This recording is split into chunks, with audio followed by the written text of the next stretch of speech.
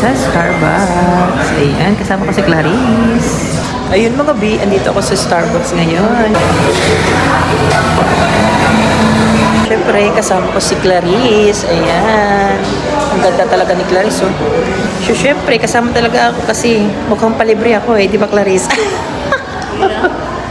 Mukhang palibre. Medyo paus pa ako mga B dahil umulan dito sa lugar namin. At malamig yung panahon. Kaya tamang-tama, nandito kami sa Starbucks, dito sa Marikina. Pagkasama ko talaga si Clarice mga B, mabubusog talaga ako kasi libre niya lahat. So, hindi ko alam kung paano ko siya mababayaran sa mga utang ko. Kasi puro na lang ako utang.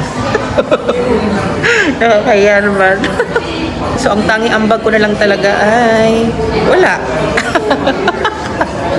Nandito kami kasi maingay dun sa bahay. Gusto niya ng tahimik na lugar para mag-review. Ayan, nagre-review siya, oh. Nagre-review po si Clarice para sa final exam. Nurse kasi si Clarice, kaya syempre, review dahil mahirap maging nurse. Kaya meron na kaming nurse someday. Ayan. Oh, ang sarap naman ng in-order ni Clarice, oh. Parang hindi ko malunok kasi mahiya ako. Hindi ko alam kung pizza ba to. Tigas naman. Mahirap talaga makipagsosyalan mga B. Uy, tigas. Parang toasted siya na ano. Alam kung pizza to eh. Sakay na lang natin.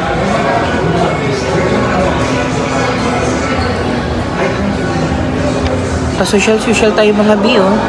Libre lang naman. Gusto ko nang kakahiya. Diba? Cappuccino, hindi ko alam kung milk ba to.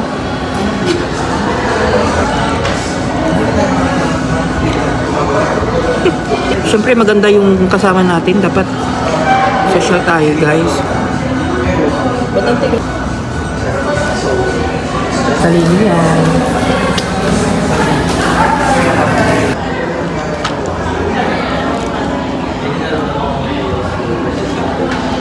Ilang oras na naman kami dito magtambay mga B. Mamaya na kami mag-uwi. Re-review pa siya. Usually umuwi kami mga 1 ng madaling araw para tulog na sila lahat pagdating namin. Wala nang kiyaw-kiyaw. Lalaro!